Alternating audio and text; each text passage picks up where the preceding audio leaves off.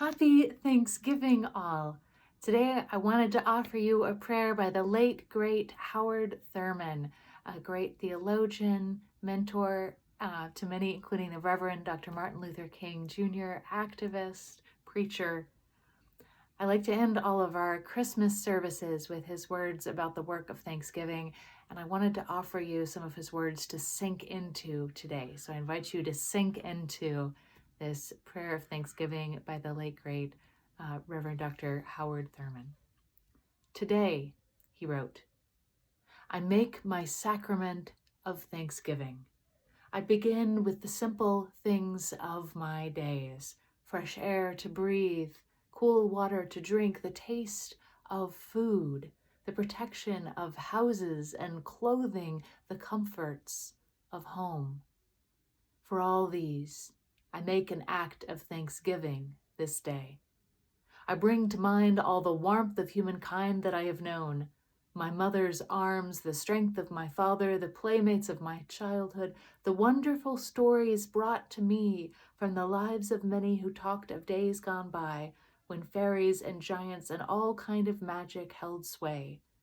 The tears I have shed, the tears I have seen, the excitement of laughter and the twinkle in the eye with its reminder that life is good.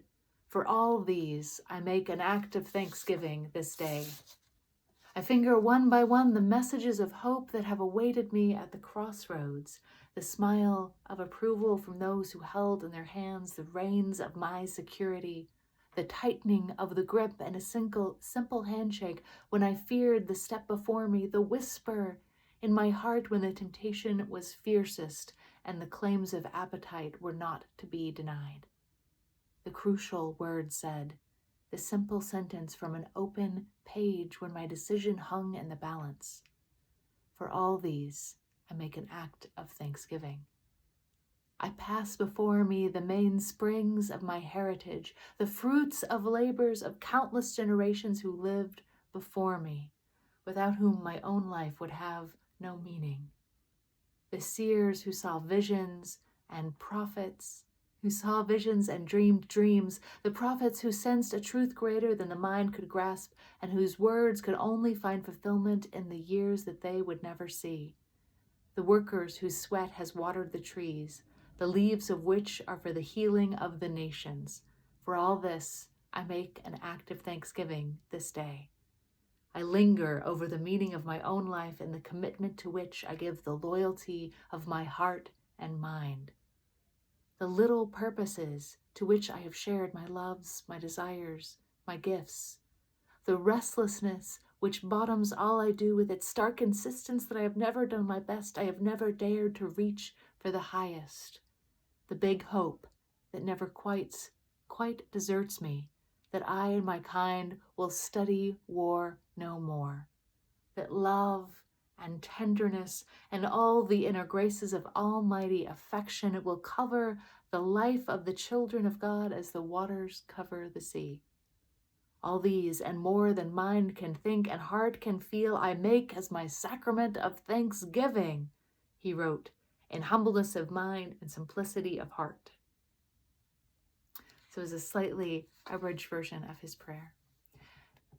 Dear ones, blessings today on all that is nourishing you, all of the joy and beauty and courage that you are finding and creating and lending to each other.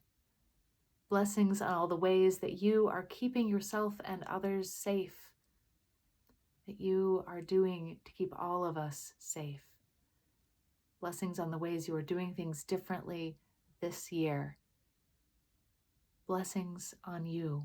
Remember in this holiday season that your body is a good body, that all bodies are good bodies, that all foods are good foods, that whatever is giving you joy is worthwhile, even if it seems a bit silly, even if others in your life might not approve.